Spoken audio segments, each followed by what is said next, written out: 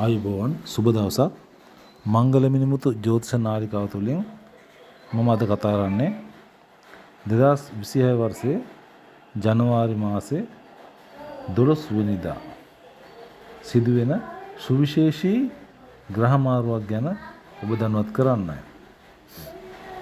2026 ජනවාරි මාසේ 12 වෙනිදා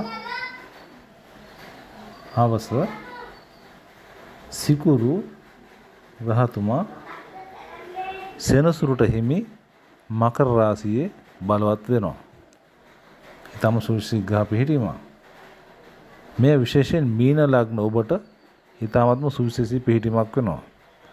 මීන ලග්න ඔබගේ 11 වෙනිදාට සිකුරු පැමිණීම ඊටමත්ම බලවත් සුවිශේෂී පිහිටීමක් වෙනවා. 11 වෙනිද ධනස්ථානයක්, අයස්ථානයක්.